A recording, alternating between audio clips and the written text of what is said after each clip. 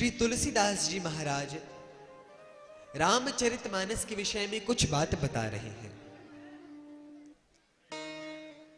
नाना पुराण निगमागम सम्मतम यद रामायणे निगदितं क्वचिदन्यतोऽपि स्वान्तः सुखाय तुलसी रघुनाथ गाथा भाषा निबंधमति मंजुल मातनोति।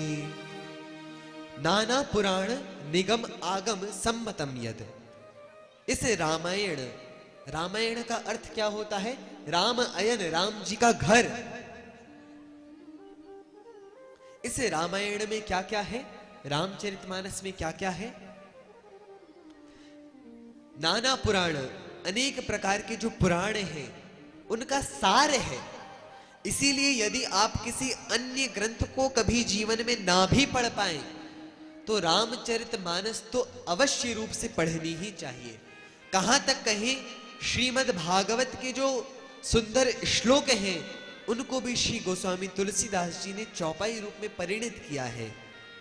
तो सभी पुराणों का सार इसमें है। अनेक प्रकार के जो पुराण हैं उनका सार है।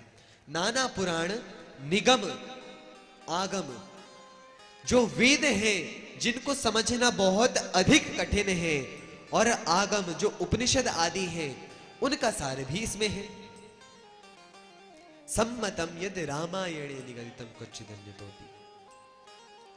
और इसके सिवाय भी, इसके अलावा भी जो अन्य ग्रंथ हैं उनका भी सार इसमें है। अब आप पूछेंगे कि सभी पुराणों का सार, सभी वेदों का सार, जब सबका सार इसमें आ गया तो उसके बाद बचता क्या है जो लिखना पड़ा कि बाकी सब का सार भी इसमें है? तो इसमें संत जन भाव देते हैं कि शास्त्रों की वाणी बहुत बार रहस्यमयी होती है, हम समझ नहीं सकते।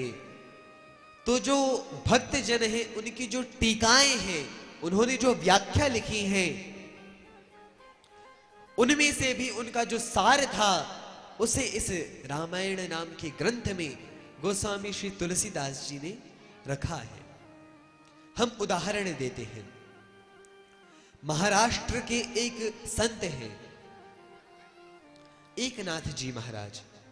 उन्होंने एक रामायण की टीका लिखी थी और उसमें उन्होंने सुंदरकांड के प्रसंग में लिखा।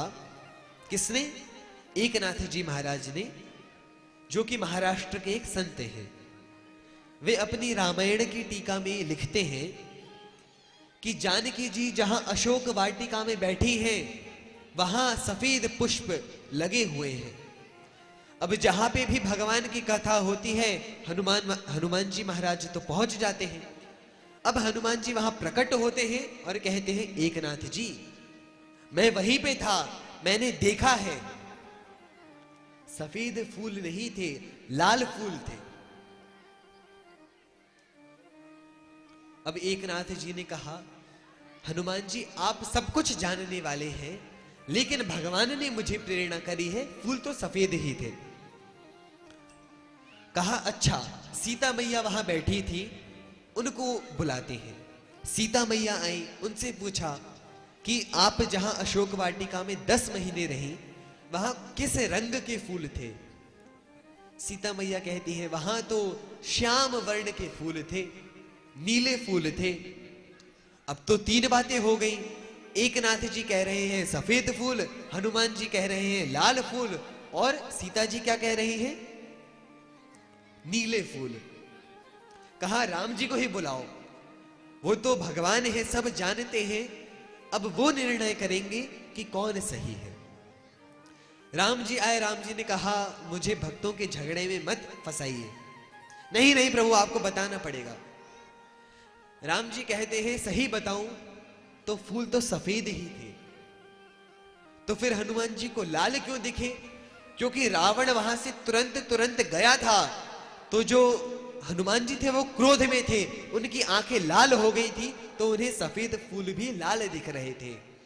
और सीता मैया तो हमेशा श्री रामचंद्र भगवान का स्मरण करती हैं, तो उन्हें श्याम रंग के वो फूल दिख रहे थे। लेकिन समाधि में जब एकनाथ जी ने देखा तो फूल उन्हें सफेद दिखाई दिए और उन्होंने लिखे।